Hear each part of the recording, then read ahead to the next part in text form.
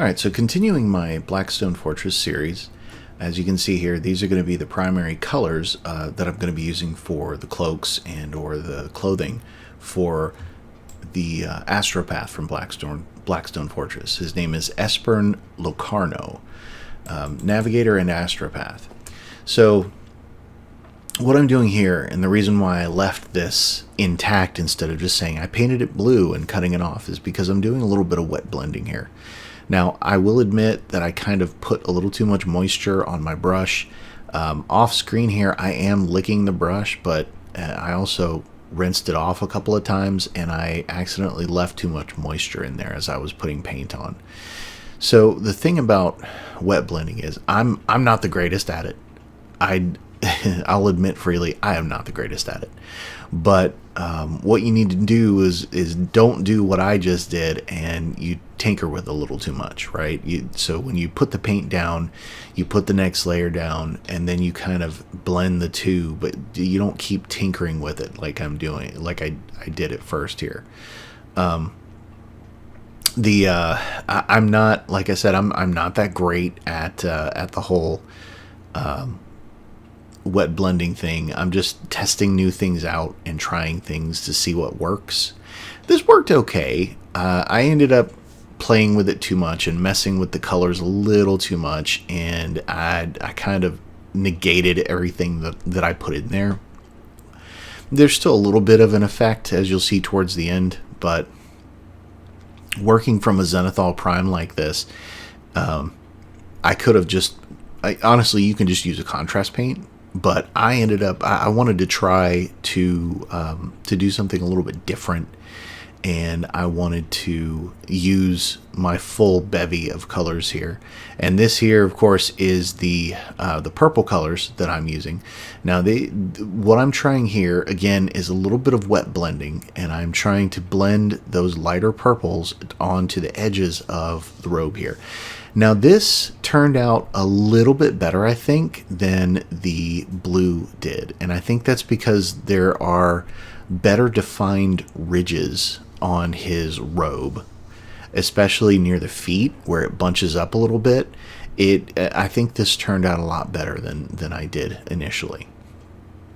And you'll see as this dries here, it actually kind of blends a little bit better. And you can see that transition on the back of his cape and on the leggings of his robes. Now the gold, you've seen me paint gold a lot. You know, Thousand Suns is my primary army. Nothing different here. So what I'm doing here is I'm touching things up with black.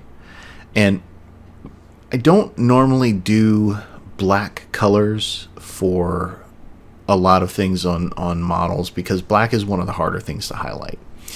I'm also using... I'm using not only my Monument hobbies, but I do still have some Citadel paints, mostly contrast paints that I use. And I'm using these contrast paints to just kind of accentuate everything.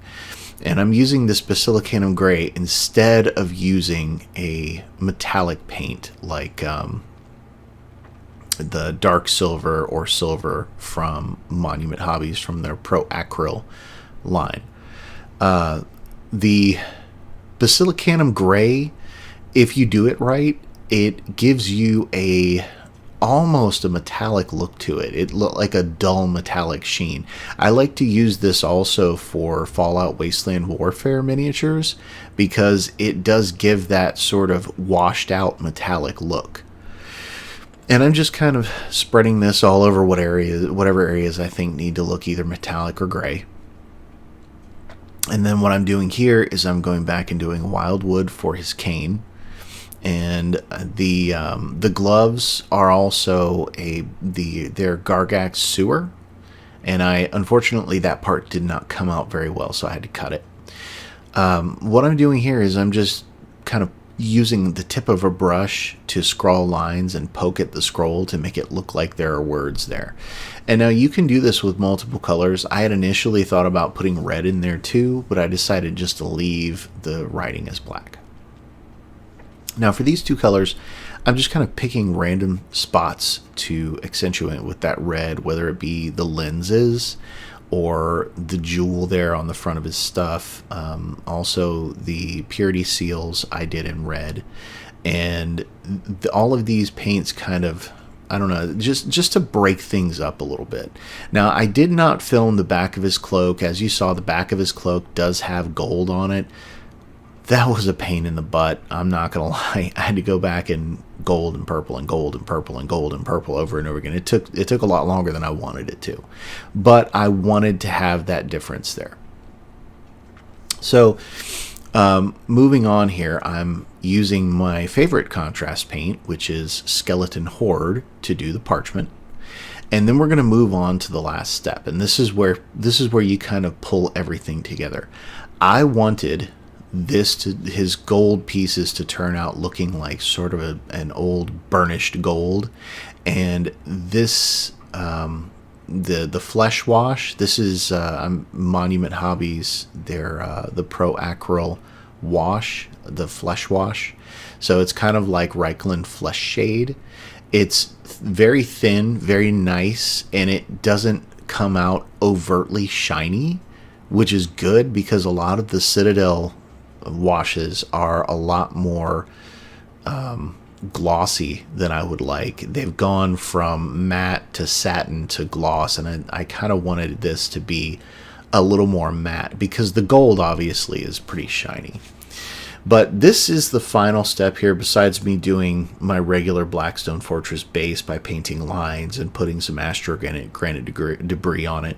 But this is it. This is how I painted it. This is it was quick, it was simple, but it looks really good in the end, especially with that little bit of wet blending that I did to accentuate the purples and the blues. And this burnished gold look makes it look really good. Anyway, I would like to thank you all for watching. Please leave me a like, leave me a subscribe. I really appreciate it. Spread my channel around if you can. And I'd like to thank you for watching. See you on the next video.